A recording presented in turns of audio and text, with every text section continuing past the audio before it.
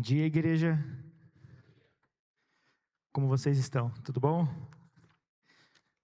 Meio nervoso hoje. Como a pastora falou, fui incumbido de trazer a mensagem no dia de hoje. E como a Ana falou, estou me sentindo quase que no vertical. Louvor do vertical, dízimo, a galerinha que está servindo lá atrás também. Estou em casa. Gente, nós continuamos na nossa série Gênesis. E hoje nós vamos entrar num capítulo que eu acredito que seja o ápice de Gênesis. O ápice da vida de Abraão. É um capítulo que muitas vezes nós enxergamos apenas as lutas de Abraão, mas nós não conseguimos enxergar o todo. Porque o Senhor, Ele sempre, quando Ele nos entrega algo, não é algo simples. É complexo. Tem muito mais por trás daquilo que o Senhor nos mostra, que Ele nos entrega. Então eu quero te convidar a ficar de pé, abrir a sua Bíblia em Gênesis capítulo 22, a partir do versículo 1.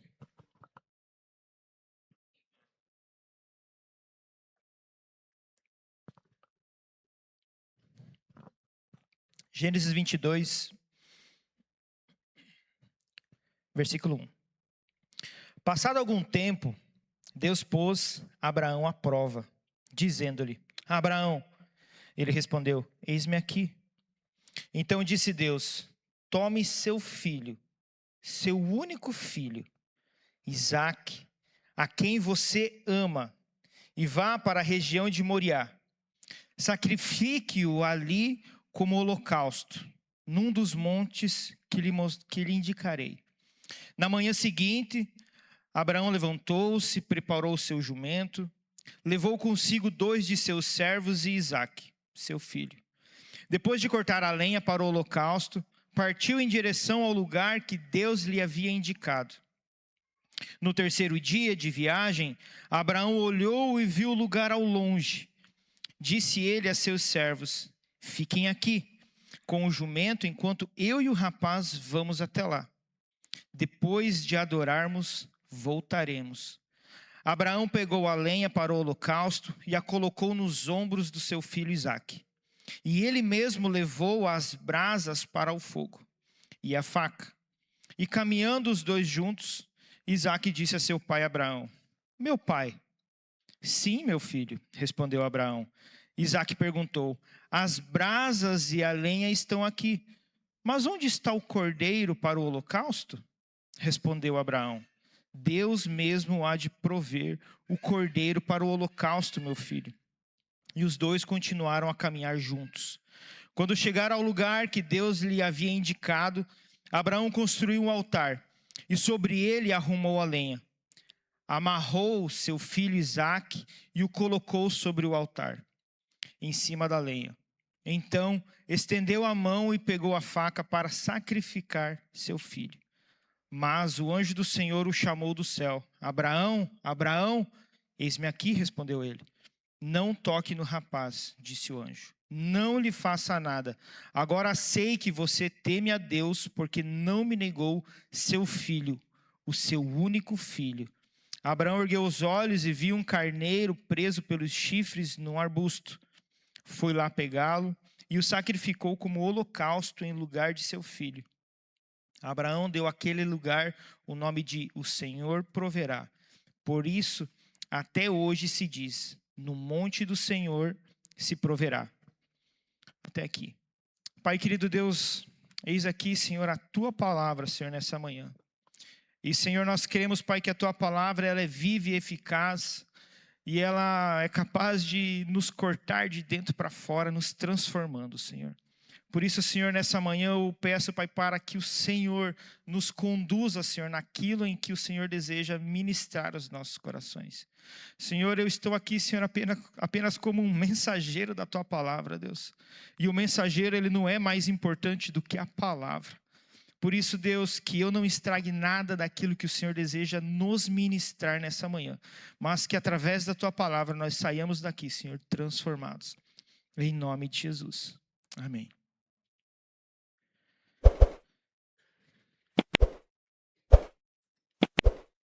Então aqui nós vemos um impasse na vida de Abraão. Um impasse. A palavra começa dizendo que o Senhor chama Abraão, dizendo, né? E Abraão responde, eis-me aqui. Então Deus disse, tome seu filho, seu único filho, Isaque, a quem você ama. Aqui o Senhor ele destaca sobre Isaque, o seu filho, o seu único filho, o Isaque, a quem você ama. 3 vezes o Senhor fala a respeito de Isaque. Mas nós vemos aqui que Isaque não é o seu único filho, porque Abraão tinha Ismael, certo? Apesar de, no domingo passado, nós temos visto com o pastor Eduardo que Abraão despediu Ismael de sua casa. Mas o fato é que Isaque era o filho da promessa. Quando nós voltamos para Gênesis 12, quando começa a história de Abraão, quando o Senhor chama Abraão, no capítulo 12, o Senhor vai falar para Abraão bem assim, ó, farei de ti uma grande nação. O Senhor já está falando aqui a respeito de Isaque. O Senhor já está dizendo para ele que dele sairia uma grande nação, seria Isaque. E nós vemos que o Senhor ele vai reafirmando isso durante a sua palavra. Em Gênesis 13, ele vai falar sua descendência seria como o pó da terra. Em Gênesis 15, que a sua descendência seria como as estrelas do céu.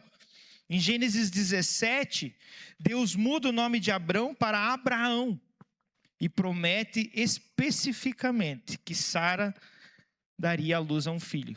Aqui em Gênesis 17, então, o Senhor deixa claro, ó, vocês terão um filho. E claro, né, Abraão, velho, sua esposa, os dois, ambos avançados de idade, eles, será? Já estamos velhinho, né? A Sara era estéril, como? Da onde? Mas o Senhor, ele é fiel. E em Gênesis 18, o Senhor aparece para eles novamente e fala para eles assim, ó, ano que vem, quando eu voltar na primavera, vocês já terão um filho. E até é interessante porque aí os dois riem, né? Tipo, até parece, né? Mas o fato é que o Senhor, ele é fiel. E tudo isso, desde Gênesis 12 até esse momento de Gênesis 22, até o momento em que Isaque nasce, se passam 25 anos.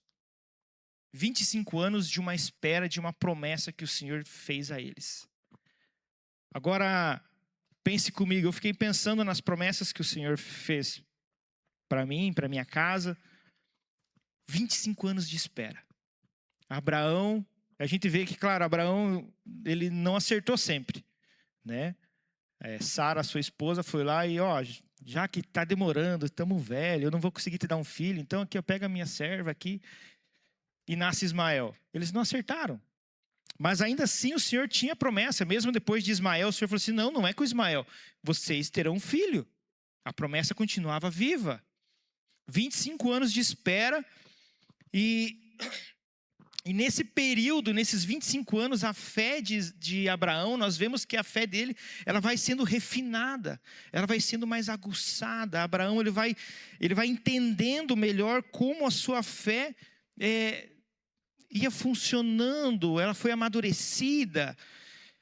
Então, ele ia aprendendo cada vez mais a confiar em Deus. Até tentaram dar uma mãozinha para Deus, mas não adianta.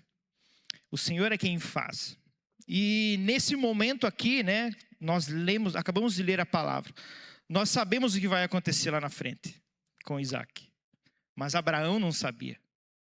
Abraão só escutou a voz do Senhor. Abraão, sacrifica o teu filho. Talvez Abraão rapidamente pensou assim, o filho da promessa, aquele que o Senhor me prometeu, que ia ser o meu descendente, que seriam grandes as nações. Esse filho, esse aí. Mas o que nós vemos é que no versículo seguinte, no versículo 3, a palavra diz assim, na manhã seguinte, Abraão levantou-se e preparou o seu jumento. Abraão, ele não pensa 2 vezes. será que eu devo sacrificar o meu filho da promessa, a promessa que o Senhor me deu? Aquilo pelo que o Senhor me fez esperar por tanto tempo, será que eu vou fazer isso? Mas não, Abraão simplesmente levantou no dia seguinte, marcha, vamos lá. Se é para sacrificar, vamos sacrificar.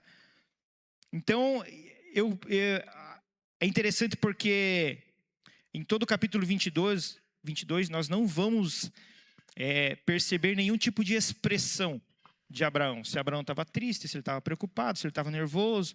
Por exemplo, com Ismael, quando ele precisou mandar Ismael embora, ele ficou preocupado. Ele relutou. Mas, Senhor, será? Ele é meu filho. Ficou relutante. Aqui não, aqui nós não temos expressões, apenas ações. Abraão apenas fez o que era preciso.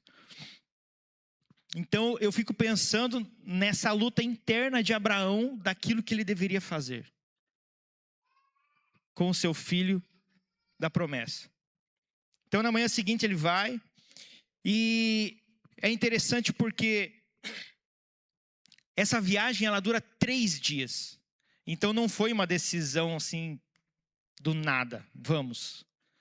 Ele decidiu, sim, do nada, de sair de casa, mas ele teve 3 dias de viagem pensando, eu estou indo sacrificar o meu filho, eu estou indo sacrificar o meu filho, eu estou indo sacrificar o meu filho. 3 dias de viagem. Ele tinha certeza do que ele iria fazer. Ele tinha certeza. 3 dias que o texto não diz, mas a minha cacholinha pensando aqui, porque a gente entra na história. Como eu reagiria nesses 3 dias? O que eu faria? O que eu pensaria? Eu com certeza lembraria de todos os momentos antes de Isaac, dos momentos em que eu estaria conversando com a minha esposa, mas o Senhor prometeu, mas nós estamos velhos. Não, mas o Senhor prometeu, então nós vai ter. 25 anos esperando nesse conflito de vem, veio. Aí, o texto não diz quantos anos Isaac tinha nesse período aqui de Gênesis 22. Alguns dizem que era entre 15 até 37 anos. De 15 até 37 anos Isaac poderia ter em Gênesis 22. Então, vamos jogar uma média aqui, 20 e pouquinhos anos. A idade da turma aqui, ó. Quanto tempo Abraão passou com o seu filho vivo já? Tudo que ele experimentou, tudo que ele ensinou para o filho dele, todos os momentos em que eles viveram juntos. Eu fico imaginando esses 3 dias de caminhada, com tudo aquilo, um turbilhão na sua cabeça, no seu coração. Lembrando dos momentos bons e dos momentos ruins. Tudo isso que Abraão veio lutando nesses 3 dias. É um filme passando na cabeça. Mas Abraão, convicto do que ele iria fazer. Ele iria sacrificar o filho dele. Então, no capítulo 4, no 3º dia de viagem, Abraão olhou e viu o lugar de longe. E é interessante porque Abraão ele tinha certeza do que ele iria fazer. Ele tinha tanta certeza. E aqui, não é à toa que chamam Abraão de pai da fé, porque nós conseguimos enxergar a fé de Abraão nesses 3 dias.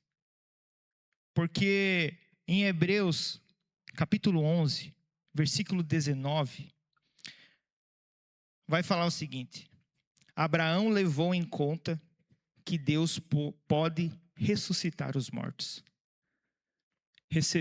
Abraão levou em conta que Deus pode ressuscitar os mortos e, figuradamente, recebeu Isaac de volta dentre os mortos. Olha o tamanho da fé de Abraão. Abraão, ele iria sacrificar o filho. Mas a fé no Senhor era tão grande que ele tinha certeza, é o meu filho da promessa. Eu vou sacrificar o meu filho, o Senhor vai ressuscitar ele e o filho da promessa vai continuar sendo o filho da promessa. Eu vou continuar tendo uma descendência através de Isaac. É o que o texto nos diz, é o que Hebreus vai nos falar. E é interessante porque nessa época, até aqui, não se ouviu falar de que ninguém tinha sido ressuscitado. Não havia sido ninguém ressuscitado, mas a fé de Abraão A fé que movia o coração de Abraão no Senhor o fez crer que eu vou sacrificar o meu filho e o Senhor vai ressuscitar ele. Olha que incrível. Olha que lindo. E quantas vezes nós não cremos no Senhor no básico, no simples, nas coisas pequenas do dia a dia. Quantas vezes nós lutamos com situações que nos deixam escravos de nós mesmos. Abraão, ele tinha o seu filho da promessa. Mas Abraão, ele não trocou, ele não negociou a presença, a intimidade dele com o Senhor pela promessa. Porque a promessa do Senhor, sem o Senhor, é só uma promessa. Aquela ali, ela pode acontecer, mas se não tiver o Senhor, não vai significar de nada. Isaac, sem o Senhor, seria só mais um filho. Seria só mais um filho. Abraão, ele não negociou a presença do Senhor. Abraão era mais importante do que o seu próprio filho Isaac. Era mais importante do que a própria promessa. E talvez nós, muitas vezes, nós nos colocamos nesse lugar de colocar outras coisas mais importantes no lugar de Deus na nossa vida. De talvez colocarmos ministérios acima da presença do Senhor, de colocar o nosso trabalho, a nossa carreira, de colocar até mesmo a nossa família na frente do Senhor. Mas o Senhor, ele é soberano sobre todas as coisas, ele precisa ser soberano sobre todas as coisas. A nossa fé, ela precisa ir além daquilo que nós enxergamos. Muitas vezes nós passamos por situações, seja ela financeira, seja no casamento, seja a situação que for. E nós vivemos essas situações pensando que nós vamos conseguir resolvê-las. Nós, por nós mesmos, não resolvemos. E quando nós tentamos resolver por nós mesmos, nós estamos dizendo que o Senhor não é suficiente, que Ele não é capaz de prover, que Ele não é capaz de transformar.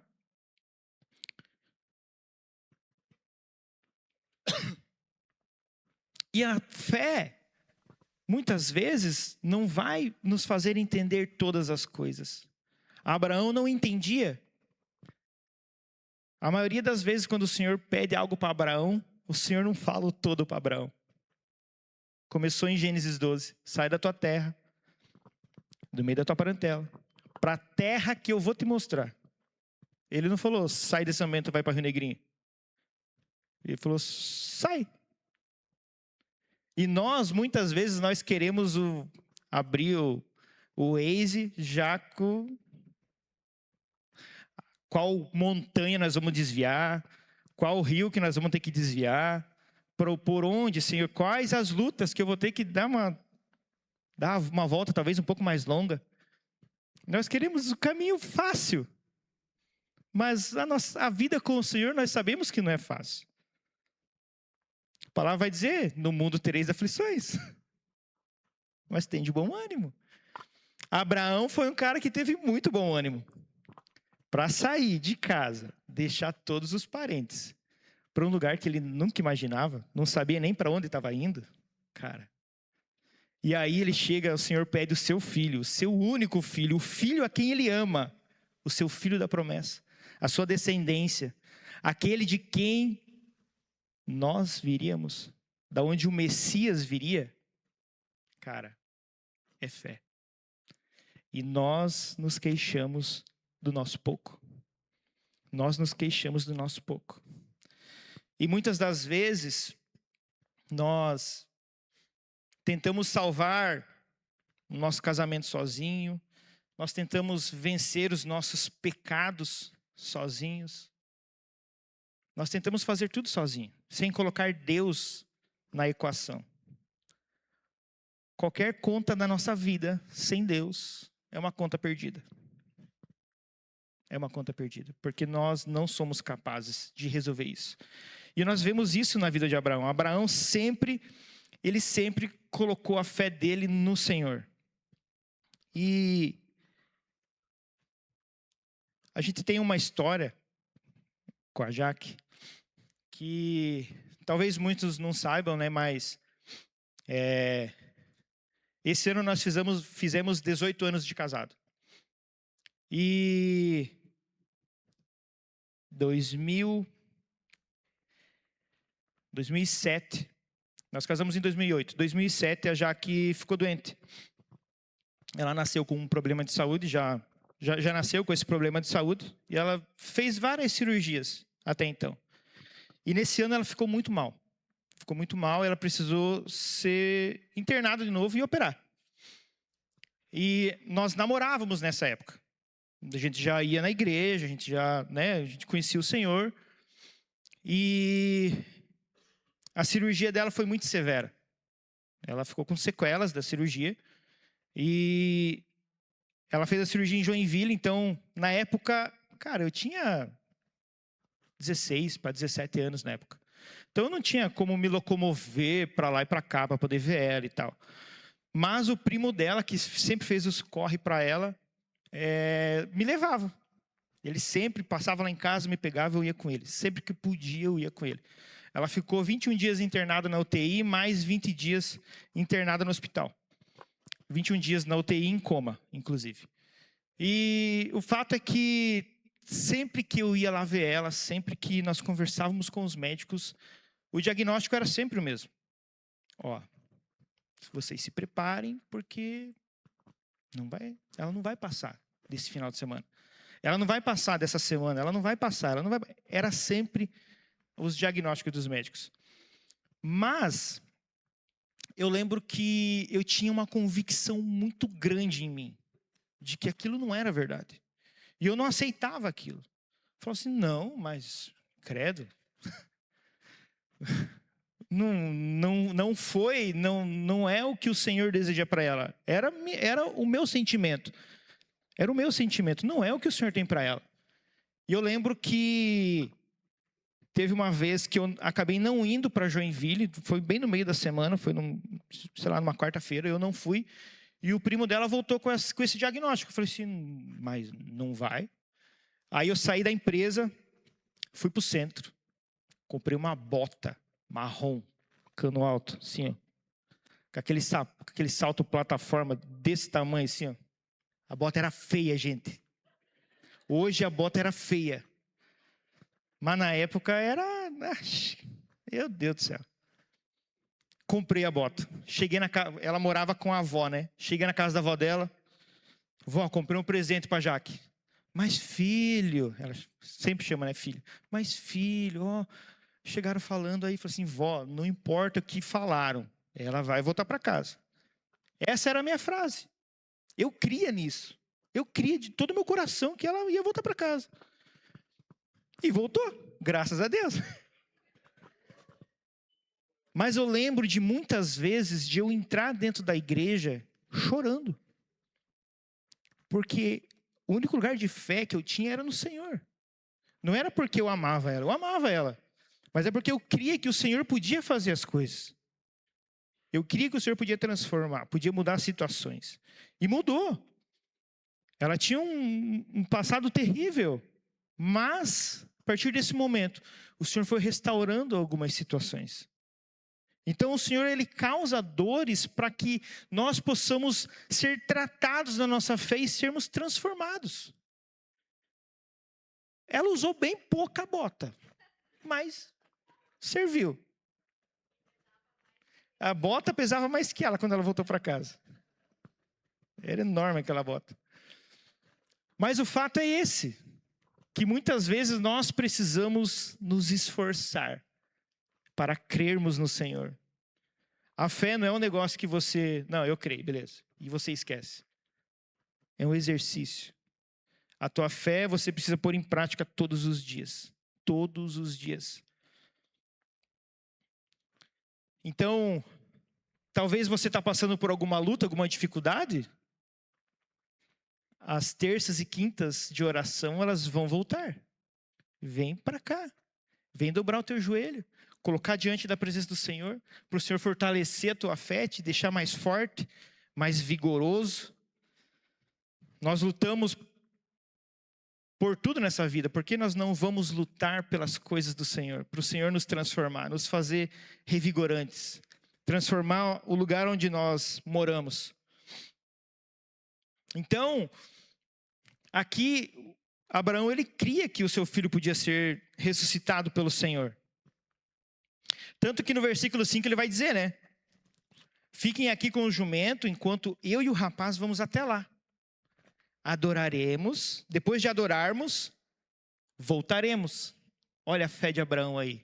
Ele não estava mentindo para os servos dele. Ó, fiquem aqui que nós vamos voltar. Ixi, o piá ficou. Não, ele tinha convicção de que o Senhor ressuscitaria o seu filho. Versículo 6, então Abraão, ele pega a lenha, coloca nas costas do filho e eles começam a subir a montanha. Então Isaac faz uma pergunta para Abraão: meu pai, as brasas e a lenha estão aqui, mas onde está o cordeiro para o holocausto?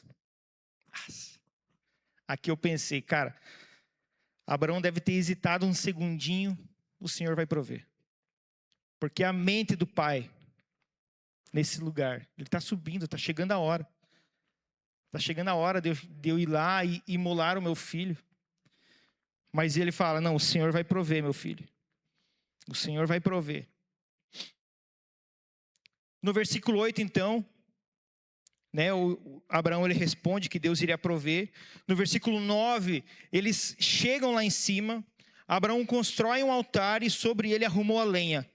Amarrou seu filho Isaque e o colocou sobre o altar em cima da lenha. Agora vocês lembram que Isaque devia ter entre 15 a 37 anos? Se Isaque tinha essa idade, Isaque nasceu, Abraão tinha 101 anos quando Isaque nasceu. Então, Abraão devia ter ali seus 120 anos, avançado. Isaque era muito mais forte do que Abraão. Isaque poderia dizer, tá doido? Que é isso, cara? Você não falou que o Senhor ia prover um cordeiro? Como é que você está querendo me amarrar aqui? Só que aqui nós enxergamos um princípio lindo. Porque eu tenho convicção, e muitos historiadores eles vão dizer que Isaque, ele se colocou nesse lugar. Ele se deixou ser amarrado. Ele se deixou ser colocado sobre o altar, ele se deixou ser colocado sobre a lenha. Ele se deixaria ter sido imolado pelo pai. Olha o tamanho da fé que esse pai inculcou no filho. Olha o tamanho da fé. Olha o que o filho enxergava naquele pai. Não, se o meu pai está falando que o Senhor vai fazer, o Senhor vai fazer. A fé que aquele pai transmitia para o filho. Esse é o nosso papel. Eu não sou pai. Mas é o nosso papel de inculcar no outro, no nosso filho, no nosso próximo, essa fé. Inculcar esse evangelho neles. O teu filho precisa olhar para você e acreditar naquilo que você está mostrando para ele. Então, o Senhor vai fazer, o Senhor vai transformar. O Senhor vai mudar a nossa realidade. É o Senhor quem faz as coisas. Imagina o tamanho da fé desse filho. Não, pai, passa a faca aí porque o Senhor vai fazer. Era o filho falando. Não tem o diálogo aqui, mas eu imagino que o filho estava conversando com o pai sobre isso. O pai não ia simplesmente amarrar ele por trás, jogar lá em cima e... Não. Mas a fé que aquele pai tinha foi transmitida para aquele filho. Foi transmitida. Abraão não ia poupar o seu filho e perder a presença do Senhor. Jamais. Versículo 10. Então estendeu a mão e pegou a faca para sacrificar o seu filho. E se a história terminasse aqui, Isaque ia morrer. Como Deus cumpriria a sua promessa? Se Isaque tivesse morrido, mesmo Deus pedindo. Ele continua sendo filho da promessa. Como? Aí nós vamos para o versículo 11, que diz assim: mas o anjo do Senhor o chamou do céu. Abraão, Abraão. Eis-me aqui, respondeu ele. Não toque no rapaz. disse o anjo. Não lhe faça nada. Agora sei que você teme a Deus, porque não me negou seu filho, o seu único filho. Até aqui tudo caminhava para a morte de Isaac. Mas Deus interrompe. E por que Deus interrompe? Porque Deus não queria a morte de Isaac. Deus não queria. Não foi... Nós vemos no início do capítulo 22, Deus pôs Abraão à prova. O Senhor queria provar o coração de Abraão. O Senhor queria provar o coração de Abraão. Aí no versículo 13, Abraão ergueu os olhos e viu um carneiro preso pelos chifres num arbusto. Foi lá, pegou e o sacrificou como holocausto em lugar de seu filho. O carneiro aparece. O carneiro aparece. Abraão sacrifica como holocausto. Então o holocausto é quando todo o sangue do animal é tirado, ele é queimado, tudo é queimado. E Abraão faz isso no lugar do seu filho.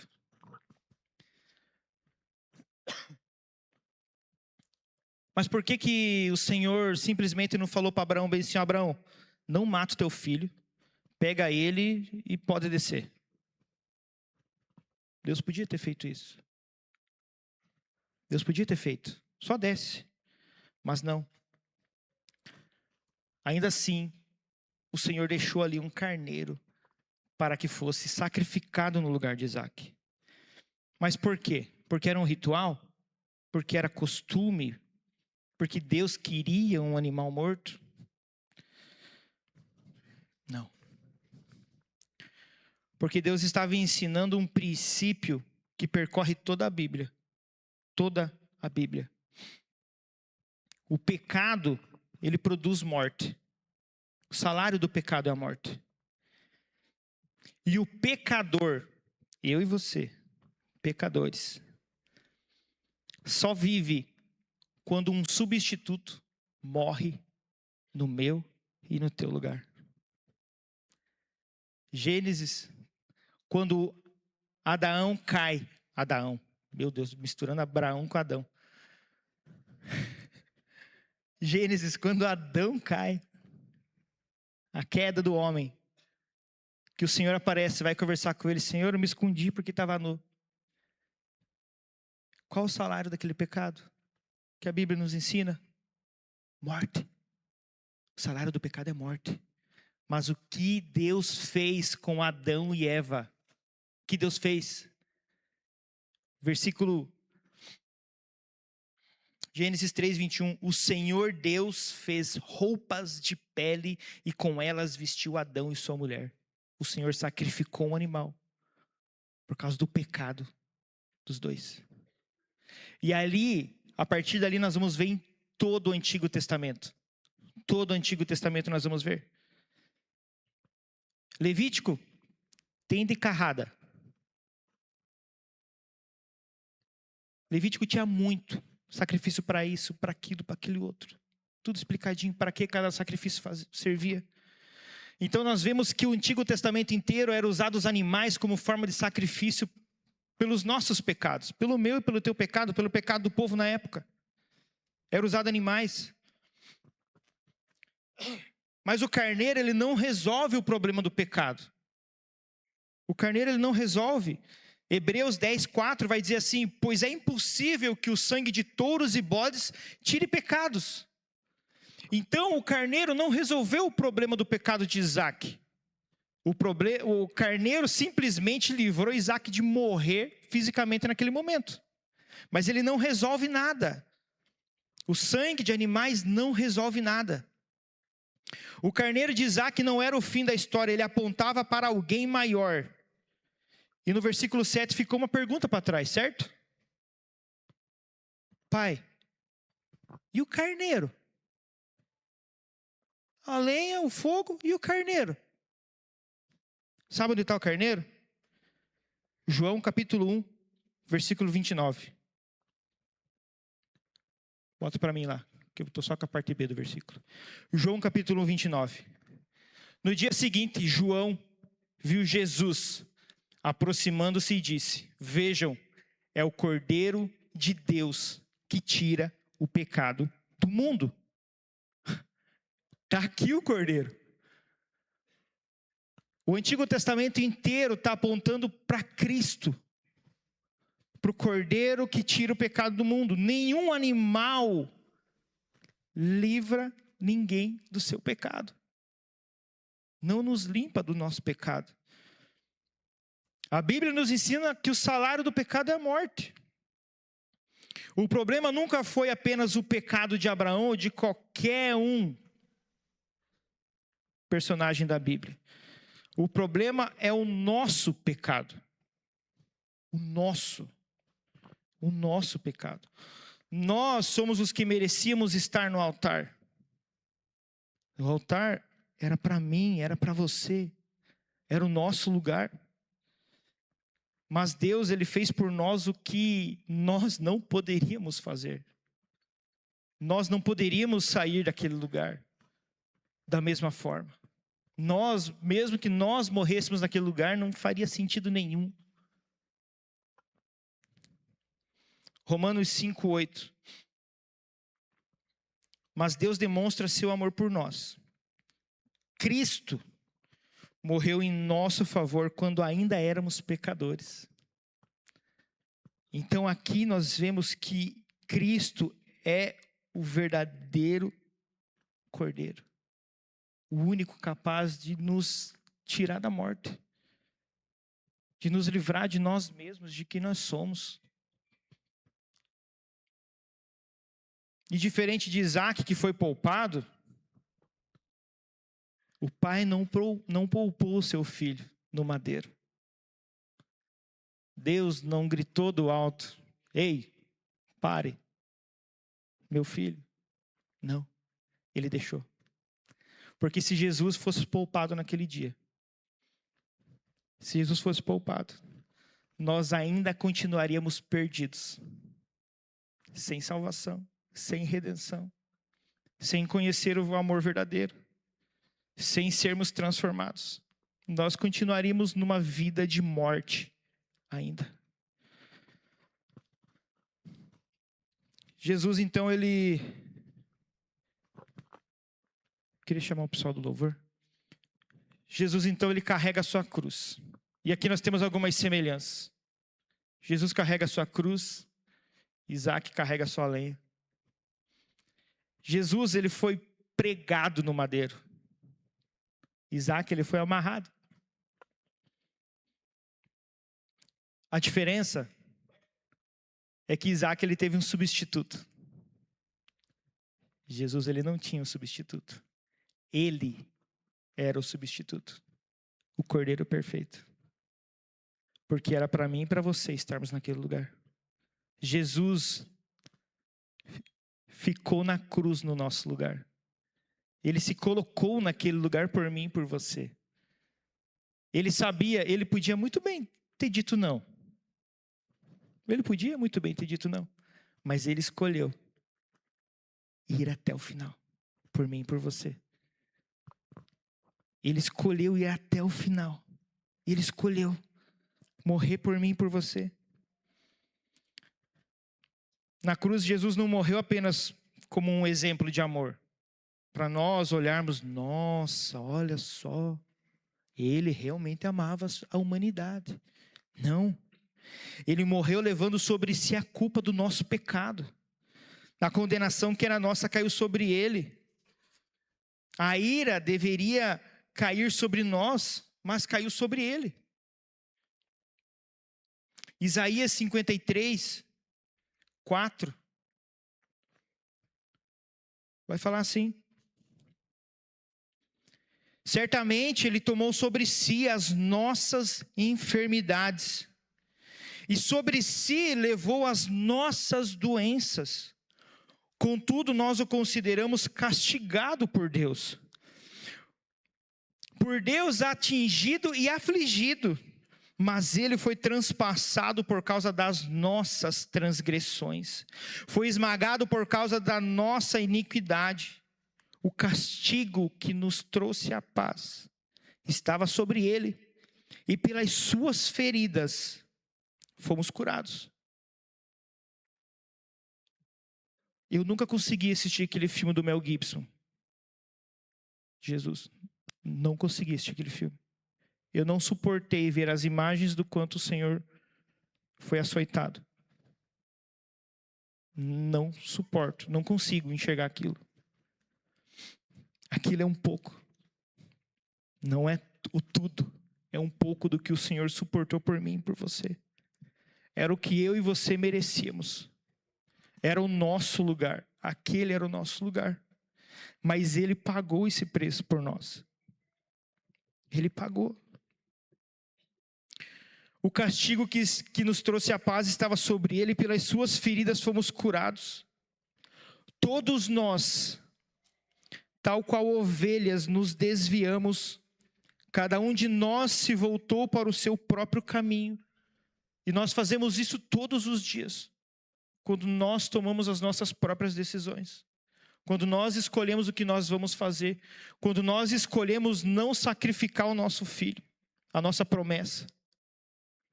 Nós escolhemos o nosso próprio caminho. E o Senhor fez cair sobre ele a iniquidade de todos. Ele foi oprimido e afligido, e contudo não abriu a sua boca.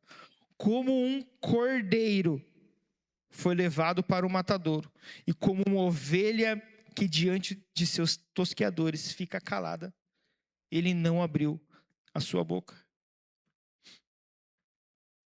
Cristo. Ele passou por tudo isso por mim e por você. Ele passou tudo isso por mim e por você. Para que João 3,16. Para que todo aquele que nele crê não pereça, mas tenha a vida eterna. Para mim e para você. Para nós crermos nele. Para nós entregarmos a nossa vida a ele.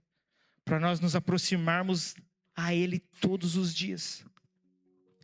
Por isso, todo esse sofrimento que o Senhor passou, toda essa dor, toda essa angústia, tudo aquilo que ele sofreu naquele madeiro, por mim e por você, para que hoje nós possamos estar aqui, ouvindo da palavra dele, sendo ministrados pela palavra dele, sendo transformados pela palavra dele.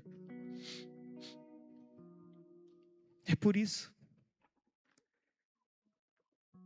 A história de Abraão não é só apenas uma história de fé. É o Senhor mostrando o Redentor naquele monte. É o Senhor falando para Abraão: Abraão, cara, da tua descendência vai vir um cara que ele vai transformar, ele vai morrer por todo o povo. Jesus é descendência de Isaac. Se o Senhor não tivesse poupado Isaac e entregado aquele carneiro naquele dia, nós talvez não teríamos Jesus. O Senhor é perfeito. Então nessa manhã, essa manhã é uma manhã de salvação. É uma manhã de nós olharmos para o Cordeiro, aquele que foi imolado, aquele Cordeiro que foi pregado na cruz, aquele Cordeiro que deixou o seu sangue escorrer por mim e por você.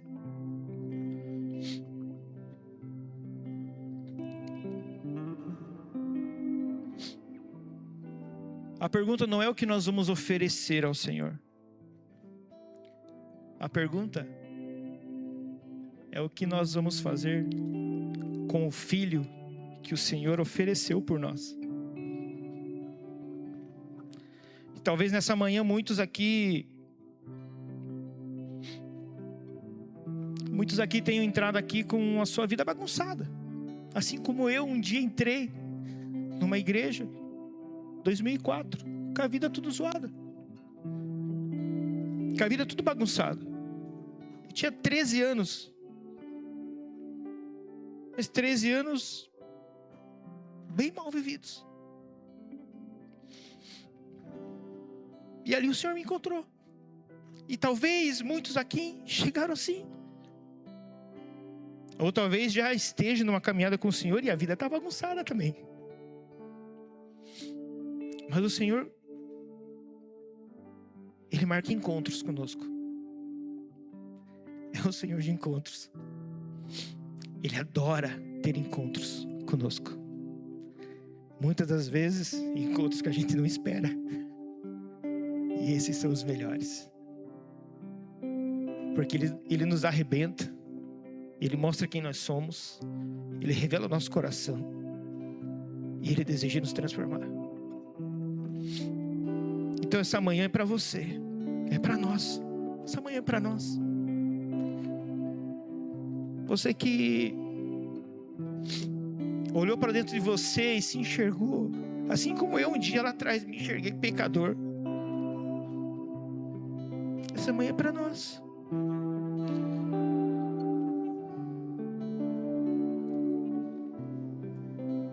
Talvez você precise reconhecer o Senhor na tua vida. Talvez você está há tanto tempo dentro da igreja que você já se esqueceu do Senhor. Está tudo no automático. Você serve no automático. Você dá um em casa no automático. Você conversa, você discipula, você é discipulado, tudo no automático. Sem presença mais. Apenas com aquilo que você tem de conhecimento, daquilo que você lia com intensidade antes. Mas hoje não. Essa manhã é para nós. Porque o Senhor não entregou o seu Filho para que nós vivêssemos uma vida medíocre. A palavra diz que nós somos chamados a sermos pequenos cristos aqui.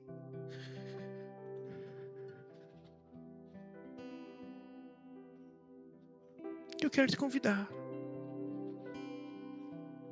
Eu quero orar com você. Não quero orar por você, eu quero orar com você. Porque eu quero me colocar nesse lugar junto. Porque eu preciso tanto do Senhor. Eu não sou perfeito. Eu não sou. Eu preciso do Senhor. Então, enquanto o louvor vai ministrar uma canção aqui, eu quero te convidar a vir à frente. Para que nós possamos buscar o Senhor juntos. Sabe, eu vir à frente não é para que nós nos envergonhamos uns para com os outros. É para que nós mostramos para o Senhor o nosso coração. Quando nós levantamos e aceitamos a Cristo, nós fazemos isso de forma pública. Para mostrar para o Senhor que, Senhor, esse sou eu, sou um pecador, sou vacilão mesmo. Mas eu creio que o Senhor pode transformar a minha vida. Então eu quero te convidar. Que o altar está aberto para nós sermos ministrados pelo Senhor.